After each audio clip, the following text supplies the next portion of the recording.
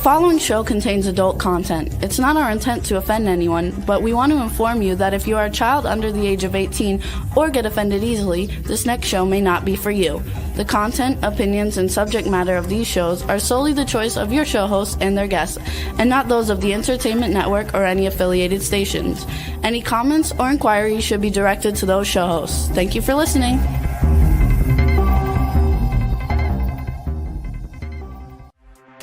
Hey everyone, and welcome to 50 Shades of Bullshit. I'm your host, Christine Lalonde, and this is the podcast where we uncover the truth about online dating. Now let's begin. Hey everybody, I'm Christine, and this is 50 Shades of Bullshit. Jada is still doing her business classes, so she is not with us again today. But I have a very exciting episode where we are going to be talking about chemistry versus compatibility. What's the key to lasting love? So our objective today is to help our audience to navigate the often confused distinction between chemistry and compatibility in relationships. So today we are providing accountable, actionable advice and tools for building meaningful connections while staying true to ourselves. And we're going to talk about the difference between chemistry and compatibility, and we're going to give you some advice. But today I have a very special guest. She is my sister from another mister, Janice Formichella. She's a breakup coach and the host of two podcasts, Sex and the Solo Girl, and Breakups, Broken Hearts, and Moving On. Janice is passionate about helping people from all backgrounds to beat their breakup, overcome loneliness, and make the end of a relationship the start of a powerful new beginning. So let's bring on Janice Formichella, my soul sister. Hi, love Hey, you. I'm excited. Hi. It's so good to have you back. It's been a while. It's like Janice has been a staple on this show for quite some time, for like 3 years. Mm-hmm. But you've been so busy doing building your new episode. I keep saying episode when I mean to say podcast. Good Lord. You know what?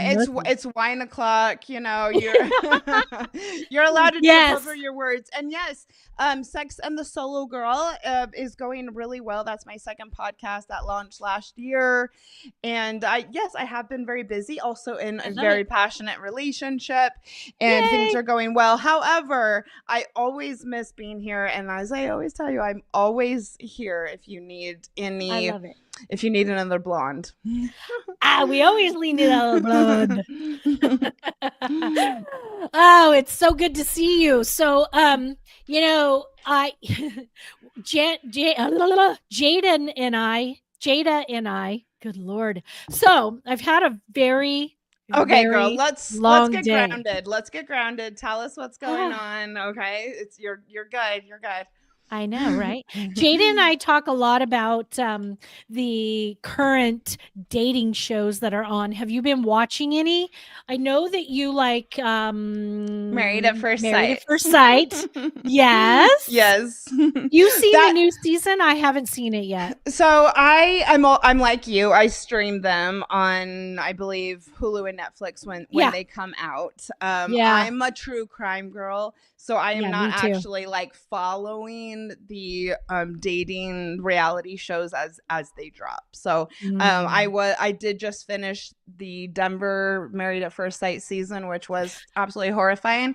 Was it really? It was very, very cringy. It was probably easily the worst season of the show I've ever watched.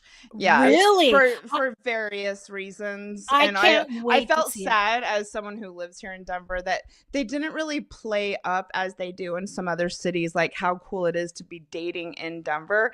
It was very, very toxic. It was actually a little bit like tedious to even watch it. There Really? was not a lot of even chemistry with any of the couples. I think that all of the producers of the show probably wish that they could go and do the whole thing over. It was not even really that juicy. People did not like each other from the get-go. People weren't trying. It came out afterwards that there had been like this finagling behind the scenes for people to like come on, but then like kind of fake being together. It was bad. Really? That's I wasn't interesting. able to finish it because it was just like all of the cringe was coming up. Mhm. Question. Is it the Yes. one where they started the first episode with the interesting looking black Yep. guy who Yep. got stood up or whatever? Yep. Yeah, I started to watch it and I thought, what the actual fuck are they doing? Like, Well, why are we it was kind of weird, so I stopped watching, and I think haven't watched that it was again. what do you call it? That should have been a sign to everybody involved with the Denver season that this was not meant to be, because never in the history of the show had they had somebody left at the altar. And Right. yes, there was a man who was left at the altar, and Well, he was a little too weird, though. They remarried normal. him. They got him another wife. He was very eccentric. Yes, very, very eccentric. He's very odd. It was a bit much. I have to say, you would really, really, really need to know the woman to really know if she was gonna sign up for his level of fabulousness. Yeah. And I think that she got there and she immediately had second thoughts. I mean, he ended up being a really cool dude, but yes, very, very, very, very unique. Well, I'm gonna have to watch it now. You can. I but love yes, it. that's the only one that I watch, and I love Married at First Sight because Me it too. shows you so well people's ability or not to communicate in relationships. And that's why I like it as a dating and breakup coach. Yeah, I love it too. I think it's great. And there's a few others I like as well that we do talk about on here. And that's what's that one where they don't see each other? Love is Blind, girl. Yeah, I don't watch it, but I know people love it. Some of them are pretty good, some of them are cringy, but whatever. If there's not murder, I can't get excited about it. They should be talking about chemistry and compatibility, to be quite frank. So I'm going to define the terms for you guys today. Let's start with that. So chemistry is the instant spark, the butterflies, the magnetic pull towards somebody, that those inner giddy feelings. It's rooted in biology and attraction, which basically stems from dopamine and adrenaline. And people use that as a tool to think that they are compatible, but really it's only chemistry. And a lot of people spark. Yes. And chemistry, the difference between that and compatibility when this kind of thing happens is that chemistry can fade over time. So that's, the main thing with that. Compatibility, on the other hand, is about shared values, aligned life goals, and emotional understanding, which is built on communication, which is what we were talking about, mutual respect, shared experiences, lifestyles. Exactly. Compatibility has the actual ability to grow stronger with time. So I think that's, the two main things about chemistry and compatibility. People want to talk about chemistry, but compatibility is what we should be talking about. I mean, because if you don't have that initial spark, you're not going to fucking date them in the first place, right? But I would actually push back on that, as with my clients, a lot of them don't want to, but I think that you should. I think if you don't necessarily feel the spark, the fireworks on the first date, that's okay. Right. Are you curious about the person? And most of all, and this actually breaks my heart sometimes, when I have a client or a friend tell me that they had great conversation, this person is really interesting, but I just didn't feel it. That is like, oh my God, my heart just breaks so much because I'm like, that is a second date. You had a great conversation. This person is, you'd like to learn more about this person. There you go. Right. You didn't feel, what is a spark? I mean, there's lots of research on what that even means, but this is why I wanted to do this topic, is because yes, people would be prone to say, I just didn't feel it, so I'm not going to go on the second date. But I think push against that. I do too. I mean, I think in my, few years ago, before I started really working on my personal growth and my change of myself, I think that I would have thought chemistry was about compatibility. I banked everything off of chemistry. You did. We talked about it. Yeah, and I've let some great men go because of it. I've kept some really fuck faces because of it. And I've learned the difference between taking that time to, like you said, between the first and second date or whatever, to really see if there's something there. And a lot of people even, base it on, oh, let's just hop on the phone and let me hear your voice, or let's just FaceTime and let's make sure. It's like, look, if you find them cute in the first place and they match their photos, or you click, and start focusing more on the compatibility side than the chemistry side. I have a little story though. One of my clients, I love it. is going through this type of like realizing all of these things for the first time. She has a rule, which I actually support. She wants to do a video date first. I like this. Okay. That their rule, they're real. And so she gets on the FaceTime with someone last week, and she said, we had a great conversation. He seemed really nice, but the house was a mess. And she is saying, she's like, I felt uncomfortable even on the video call with him. In the background, everything was really chaotic. She said it wasn't tidy. It didn't look like he had cleaned. And we talked about it, and I said, that's a compatibility thing right there. Your lifestyles completely clash. She has said in the past that a clean environment is important to her. Respecting her space is important to her. And so right there, she was able to see that even though she said he was handsome and we had a fun conversation, but she could tell that there was going to be a values clash because of how he kept his home. I'm really surprised that the dude didn't do this, like put himself against a wall, clean up your fucking socks and underwear off the floor. Well, that too. I mean, if he's not going to be trying to impress you. Yeah, if you're not cleaning your fucking space up for a video chat, at least, he's not going to care about what it's going to look like when you walk into your house. Yeah, I get that totally. I think it's funny. I've been on more dates than I can tell you where I've gone and there's not been a spark or there's not been an attraction, and he's a cool guy. I should have given it another shot, or it's been too much chemistry and I could tell there's no real compatibility and I've given it more than it should. I think everybody's been guilty of it. I try to change that around now. I try to look at the person's lifestyle, whether they've raised kids or not, whether they are in a different part of their life or not, how willing they are to travel, things like that, things that really mean something to the value of my life.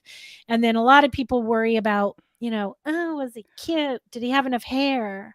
Feeling it. Yes. Yeah. I just didn't feel it. And this is not, you don't know this right away when you meet someone. You can be sexually attracted to someone. That can grow. And an initial sexual attraction to someone is really only going to get you so far when we're talking about building a long-term relationship.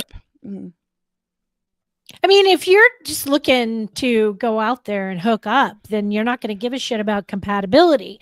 You're going to want only the chemistry, and you're going to want real fire chemistry because you want which is hot, furious, and then boom, you know? Mhm. But when you're looking for long term, like we said, you know, that initial spark could go away, especially once you start learning whether the person picks up after themselves, brushes their teeth twice a day or not, flosses or not. Flossing is huge. Christine You know, is really big into the flossing aspects. I'm all about the oral hygiene, but this is you really let me tell passionate you about. something, girl. If someone's not fucking flossing, their oral hygiene is not good. If they are not getting in between, I can smell that shit from across the goddamn table. You go to hug me, I can smell it. I have the nose blood hound. So I'm not going to be like, if he's got, you know, that I know brown exactly. Okay, between I'm the good. I'm teeth. good. Oh God, I'm gonna no. Fuck no, Okay, bitch. I am somebody Floss. who won't even. No, that is making me seriously want to drive. You know, I went out No, with I am somebody. all. You know how I feel about hygiene. I am completely with you. But again, that is a bit of a values thing. That is a bit of a compatibility thing. I mean, we have talked so like a lot about my ex before Chris, and you know, we got along so well. There was, you know, the camaraderie. But then, like the longer we were together, the hygiene did come up as one of the biggest problems in our relationship, and that was because it was a clash of values. You know, like how we take care of our body, you know, like what we Bodies. prioritize, like Yeah. in a day. You know, I'm waking up and immediately looking after my body. This, and also I'm very aware that there's people around me, and so his Well, lack of hygiene was a complete clash of compatibility. I think, you know, there are a couple of things that you touched on that I think is very valuable in the way that somebody is compatible with another person. And Okay. one is when you have a clean space, you have a clean mind, you have a clean, you know what I mean? It's like when your space isn't cluttered, your mind isn't cluttered. That's how I look at it anyway. So that's one thing. When you're talking about, first thing you do is you get up and you're thinking about your body. Mhm. It's not just your body, it's also your mental health, your personal and emotional growth when you're focusing on making sure that you're healthy, because that actually brings euphoria to yourself. It Mhm. brings endorphins, you know, all the things that I was talking about with chemistry. It gives you those highs when you're working out. So, you Well, know, it's that's pleasurable to have your skin feeling good and to feel fresh and soft and all of these things. And I lead, you know, a desire based, you know, pleasure forward life, and of course that yeah, has to do with me too. how you feel. But yes, Yeah. again, this is something that you learn about a person as you're getting to know them. You would have no way on a first date having you know, feeling the spark, to know that 2 months into the relationship, you're going to have to find out that you have to basically beg him to shower. You know, there's no way of knowing that. That's why you need to learn Right. about someone over time. Girl, if I gotta beg someone to shower, we got a fucking problem. Yeah, tell me about it. Well, yeah. Um, so I'm cracking up because I remember that I'm weekend. sorry, but hygiene is I was it's gonna just say something. and I just knew, like as soon as I started to realize these things, it was we're not compatible, because I have to say I think some women might not care as much about that. So but I did. So anyways. Right, right. I care about smells, trust Over me. Oh, I know. Yeah. I have a crazy nose. So how to identify chemistry and compatibility? I have three All right. things for each. I'd love it if you want to, you know, add to it. So I have instant attraction and excitement is chemistry. Yeah. High emotional highs, and sometimes real low emotional lows. Those are chemistry. Desire to be physically close. That's chemistry. Do you have other chemistry you know, identifiers? Those are all great, and this is all so exciting in the early days of a relationship. I promise you that it can grow when you've got the intellectual connection. I will also say to be wary. I think sometimes people get caught up in the fact that they might talk all night long.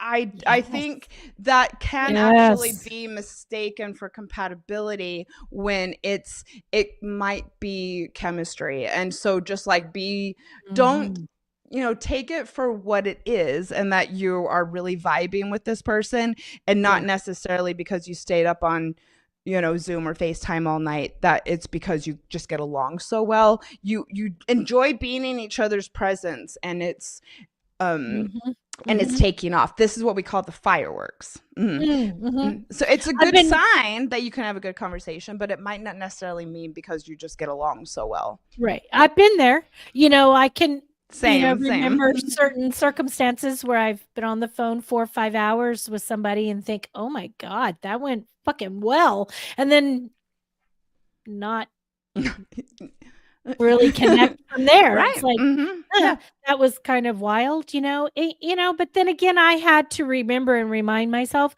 I can talk about anything, and I can literally talk to anybody. That is a really good point. Yeah. So, for you, you are saying that you are used to talking with people, and so that might have happened naturally. But think about somebody who might be really introverted, who stays up talking with someone all night long. That might be a mind fuck, thinking, oh, I don't really do this very often, and so therefore, wow, I'm finally clicking with someone. Oh yeah. Where it's the chemistry is just off the charts. You're enjoying being in each other's company so much that it's going on and on and on for the night. Yeah. Signs of compatibility. I have a couple, and I'd love more from you if you have few. You feel understood and supported.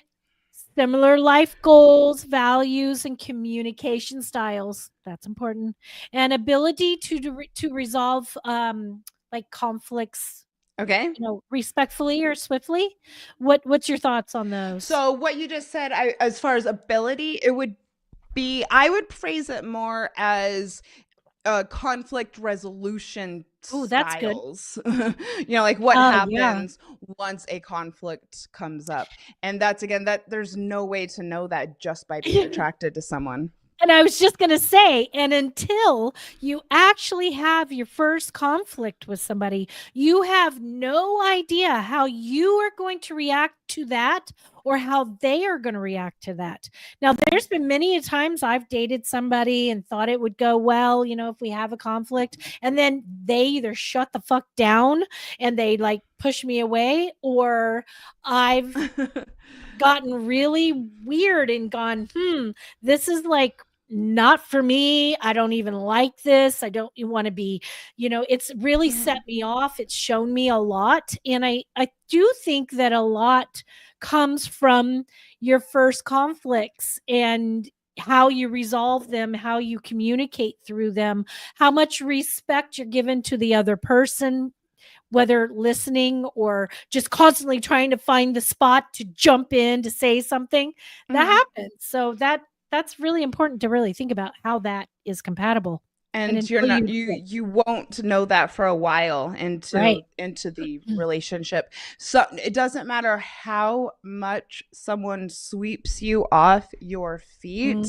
You might be equally surprised at how horribly they will behave the first time that they feel like they're pinned against the wall.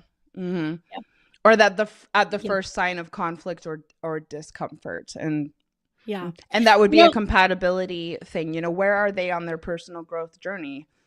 Do they have any communication skills whatsoever other than being charming and coming in and seducing you? Well, I watched The Bachelor, Bachelorette, Golden Bachelors. Those are my favorite. Okay. And I learn a lot by watching I watch mainly for body language, how they behave, how they communicate together, what's that vulnerability, things like that. I watch it to learn. I watch it to see and to kind of like gauge how I enjoy watching those different types of things. So for me, there was the finale of The Bachelor this season. And there was a girl who everybody loved, and I was like, okay, I know this type of person, and I couldn't wait to talk to you about it because she's LDS. Was she? Okay, was. No. She is not on The No. Bachelor as a good Mormon girl. No, No, she is a Mormon. Yep. She's going to And marry she a took non-Mormon? her. Yeah, that's what I was saying. This is No. BS. This is all fucking fake, because I was like, there's no way. I was LDS. I know this. And I was like, she waited till almost to the very end, like right before she took him to see her family, to even tell him that she was fucking Mormon. And This then her church, Mormon man. family are wonderful. They are wonderful. They had a great time. They were really sweet to him. And the whole time I was like, how can I call him to say, dude, be careful. Dude, they're going to be nice. They're going to be lovely people. They're on They are TV lovely people. and they're Mormon. Of course they're going to try Of and course. present a good front. And I kept thinking, this girl's behavior is so fake. She's so over the top. She's so Molly Mormon. She's so perfect, right? And until they got down to the engagement episode, Okay. he really started about both of these women, but he was disillusioned because of the way she was behaving, thinking that she was something that she wasn't. And I could read her so well. And I thought, it is not going to go well at all. And I thought, if he picks her, it's not lasting. It's not. Of course not. Also, she's a hypocrite. I'm sorry. It truly. So then he tells her, look, I do love you. I have been in love with you, but there's just something to where I'm really connected just more with the other girl, and I'm just going to go that way. Oh, girl, that bitch turned on a dime. I saw it. The sweet, saccharine kind of face went from that to evil bitch. And she was like, oh, yeah, this is your character and your blah, blah, blah. And you are so. And I was like, oh, he dodged a fucking bullet. And I was so, oh my God, thinking, how can I tell this guy what it's going to be like? Because those who don't know, Janice was also raised in the Mormon church. Like raised. And I think this is actually interesting, because I think when it comes to Mormon marriages and what's happening in the LDS and in the post-Mormon community right now, and that is lots and lots and lots of marriages falling apart, is that Mormons do typically get married because of a certain level of chemistry, with the hope that there will be compatibility. And that you will grow compatibility over time, because you're both raised in the same faith, and so you must have the same values. But we're seeing that that's not the case. Not the case at all. I mean, I can think off the top of my head, how many Mormons who I knew who had gotten married within 6 months to a year, only to find out later that one of them was closeted the entire time and desperate to get out of it. That's not being compatible. No. Or the wife wants to work, the husband doesn't want it. These are huge clashes, and that's why go slow. You do not need to get married right away. Religion and politics are very, very important in a relationship. Your values are not going to line up if you are politically polar and religiously polar. It's not going to work. But in the Mormon church, I think they take that for granted. Like, we've got the same religion. We're both, which is ridiculous. It doesn't work. And we're both Republican. And so it's going to work out. We like each other. You're cool. Yeah. But a lot of times they don't even have the chemistry either. I mean, it's not like a lot of Mormon couples are trying to, are that excited for the honeymoon. They're scared shitless. Right. Also, some of them get married because there is too much chemistry, and they're like thinking, oh shit, we got to have sex and we got to hurry up and get married because we're going to be in trouble if we don't. One of my favorite boyfriends. Oh my God. I loved him so much. He's an incredible person to this day. We're actually still friends to this day. Well, at least by Facebook, at least at this point, because you're in touch. We are in touch. Okay. He just got recently remarried, and I'm really happy for him. The thing is that, he would say to me when we were dating, I can't fornicate with you. Oh my We God. have to be very careful. We can't fornicate. And I was like, what the actual fuck is fornication? And it's like, why don't you just say fuck if that's what it is, right? So he's been divorced. My first Mormon boyfriend divorced twice. They think that it has to be based on the chemistry side because, obviously we've got everything else. Like you said, it's automatic compatibility. It's just not. Well, and they have this whole thing in the Mormon faith, which actually this completely transfers over to anybody outside the faith. When you meet the person, a lot of people will say that they felt something. They felt a spark. Mormons will say that they felt the spirit when they met someone. So you're going off of these. It's a sexual attraction feeling that you feel for the person. I found in my healing journey that butterflies were a sign of distress. Butterflies for me is a massive anxiety situation, and it's my instincts telling me something's fucked up and to get out of it. And a lot of people think that butterflies are chemistry and attraction, and it can be like, oh gosh, gave me a little flutter. That's great. But I found that every fucking time I had that flutter, that butterfly, that was my gut saying, run, bitch, run, because they turned out to be really horrible men. Like, well, and you've had lots of trauma in your life and in your dating life. A lot of people in the counseling and coaching space would say that when you feel that the spark and the butterflies, it is an indication that something feels very familiar to you. And if you have a history of abuse and trauma and you're trying to break your patterns, wouldn't you want to try and do things that don't feel familiar? Yep. Yeah. So this actually, I do. Now it's your nervous system acting up in a way, and it is to be paid attention to and processed, not to be acted upon immediately. And think, oh my God, he gave me butterflies. Blah, blah, exactly. Well, that's what we were taught when we were younger. If that person gave you butterflies. It's in every Disney movie. Still rom-coms to this day. Yes. Have that. You need to get to know someone. We all know that Disney movies is very misleading. Yes. But that's also, this goes directly back to what we've talked about quite a bit, you and I, is not dating your type anymore, because your type is what feels familiar to you, which is often what gives you the butterflies. Yes. I'm trying to think outside the box with type. I don't really fucking care about type anymore. I've really good, Christine. That's irrelevant. I give different people different equal opportunity to show their shit or not. You know what I mean?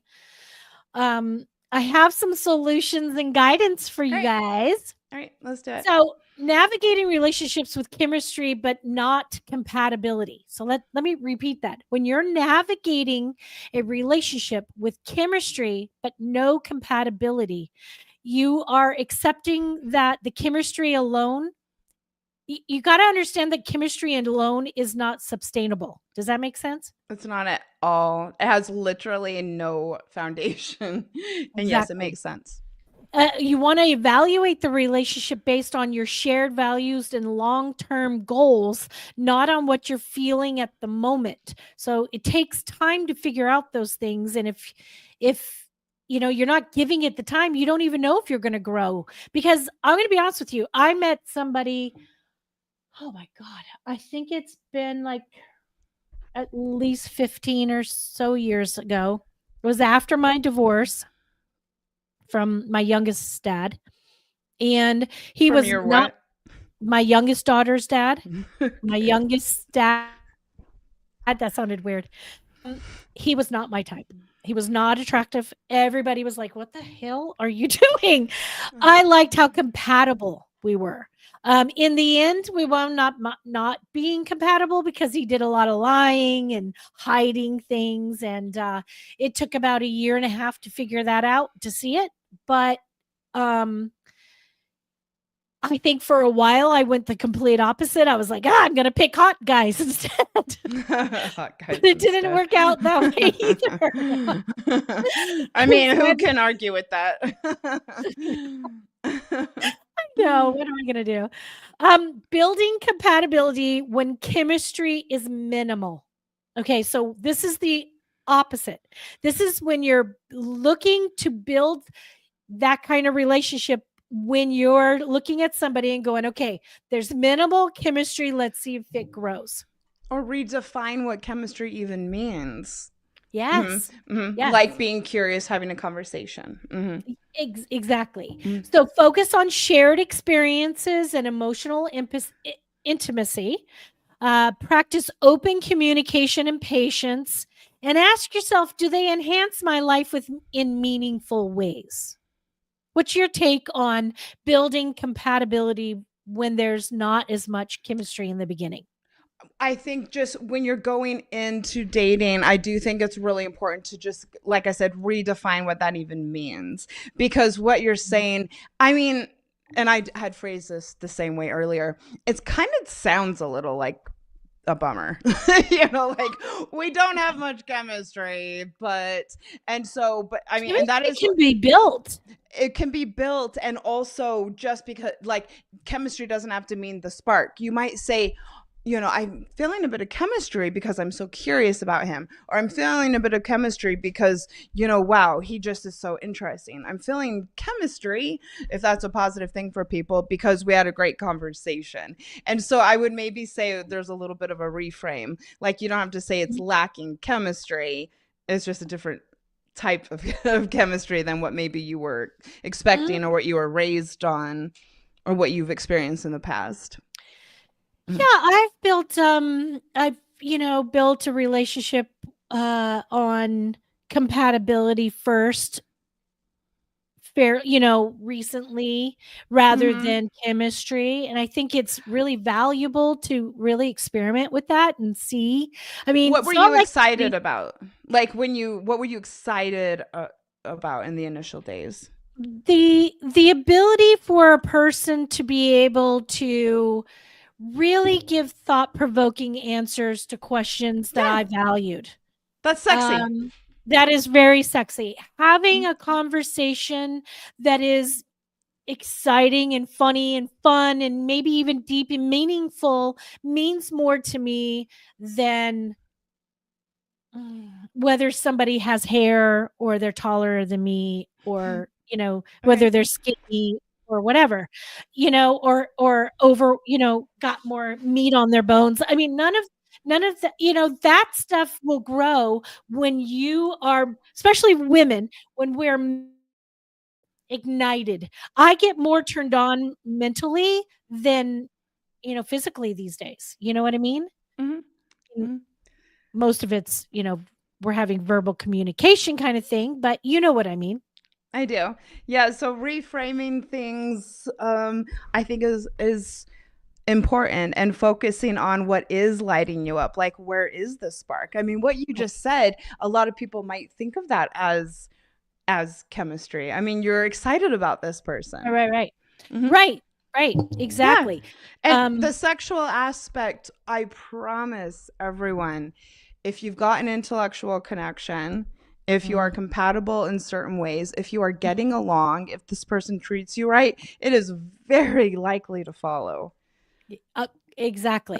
So that brings me to balancing both. When you feel like you've gotten chemistry and compatibility, you want to remember some things. Don't settle for one without the other if it's important to you.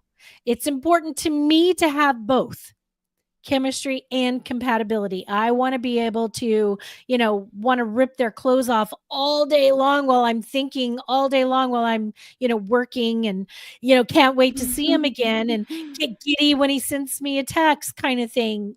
Those things are valuable to me, but compatibility is, so much. You want something stable. Exactly. Christine. Mm-hmm. So be intentional in dating. Ask deeper questions early on. That's what I'm finding works better. Asking deeper questions early. And trusting your gut, but also evaluating with your head. That's like what we were saying with,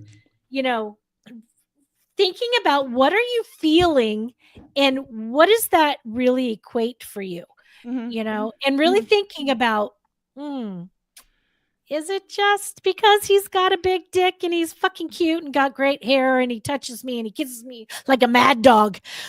Or is it really that,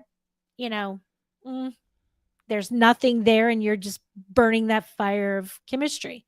You have to decide what's important and what those values are. And that goes with taking things slow so that you can evaluate in between seeing the person, especially if there's a lot of this chemistry and the sexual attraction and the spark.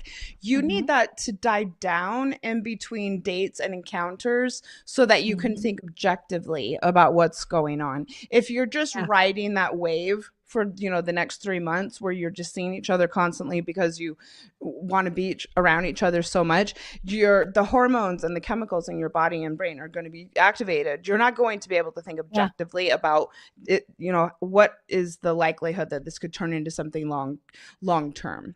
Exactly. I have some tools and exercises for the listeners. One of the things that is on the list is something that someone suggested to me a few months ago. They said, write a list of 20 things that are valuable for you, that you want, values in a man that you want, things that you want, and list them in order of importance. And, 3 years ago, I probably would have put a big, juicy, hot, sexy penis. Yes, you would.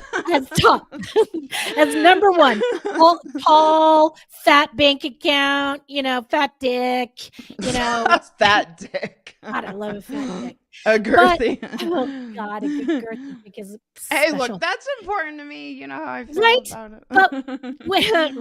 But when I wrote it out, I realized, oh my God, a good penis was number 20. How did it happen?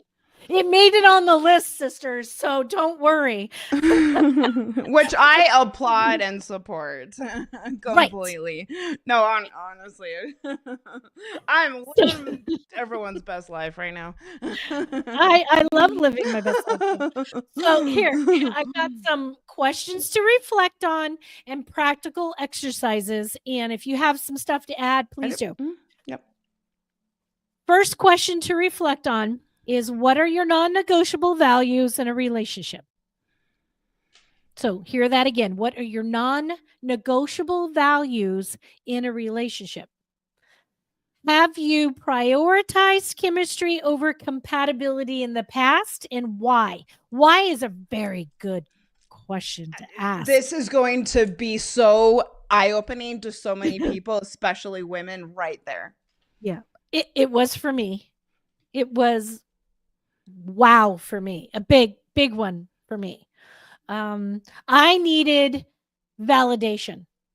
Okay. I needed validation so much because I had never had it.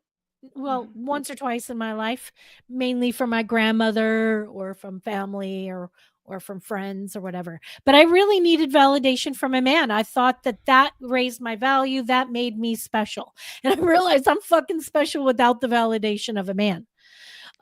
So I think that started changing my chemistry over compatibility. But also intrinsic respect that a man has for you is validating, but that's something that you'll learn over time.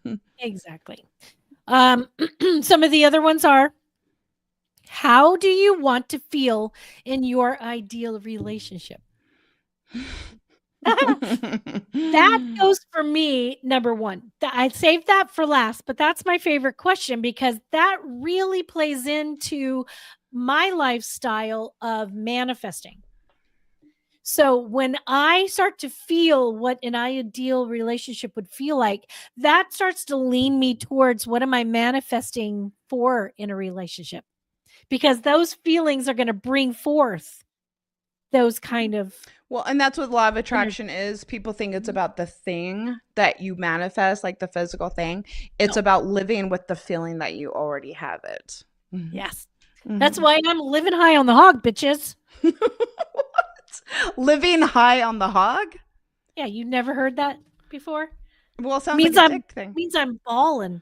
Oh, that sounds like a dick thing too, but it just means I am living my best life. High on the hog. It must be a Wyoming thing. All right. It must be a country girl thing. Okay. I have practical exercises, journaling prompts on past relationship patterns. Okay.